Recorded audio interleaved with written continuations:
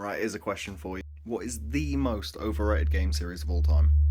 Now, I want to stress, by overrated, I don't mean bad. I just mean it's held to a tier way higher than it actually is. I've got a couple answers to this one. I think the easy answer here is GTA. Don't get me wrong, GTA is a good game. The series has been fine.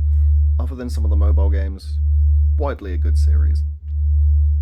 But they're just not as good in my eyes as everybody else says they are. I don't know what it is. I just seem to burn out a lot faster than anyone else did. And I've gone on the rant many times about what I think about Rockstar's control schemes. They're unbearably stupid sometimes. It's like when everybody in the 2000s kind of figured out the shooter formula, the open world formula, movement and all this. They kind of came up with a new formula for it. Rockstar seemed to keep trying to fix the jank controls from the 2000s. And they've done a good job. But there's only so much you can do with what's essentially a 2005 controller layout. And again, it's fine. But for a series that's this good, it should be a lot better than fine. It should be actually, something we're used to and playing with by now. There's no reason GTA shouldn't control like Far Cry. You know what I mean? I feel like The Sims is also a pretty good shout. Now, don't get me wrong, the Sims games are some of my favourites of all time. The Sims 2, I've still got the build theme running around my head to this day. But the problem I've got with it is it now just stinks of EA.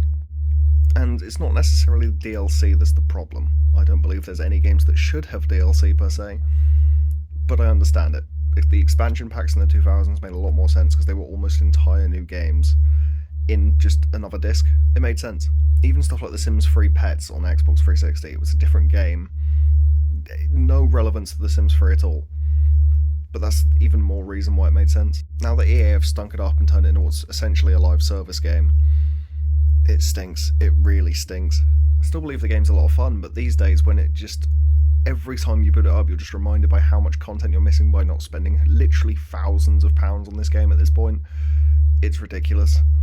And EA wonder why people hate them. I also feel like Need for Speed needs to be on this list. Now don't get me wrong, some of the best games of all time are Need for Speed games. But there's the issue right there. To absolutely no one's surprise, EA have taken a much beloved game franchise and ran it into the ground. And it's a shame because some of these games are absolutely insane. Most Wanted was incredible. Underground 2 is one of my favourite games of all time. The new, it was a couple of years ago now, but the Need for Speed Hot Pursuit remaster was beautiful. It was incredible.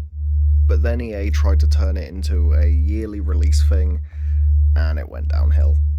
It went from this incredibly kind of characteristic game, and you would be able to tell a Need for Speed from the 2000s from any other racing game easily.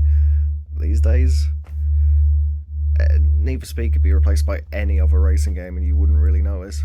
There's a reason there hasn't been one for a few years, and it's not because people stopped liking Need for Speed, it's because people stopped liking the new Need for Speeds. And I think developers need to start recognising that pattern. Yeah, let us know what you think. Any suggestions, chuck them down below. I'll see you in the next one.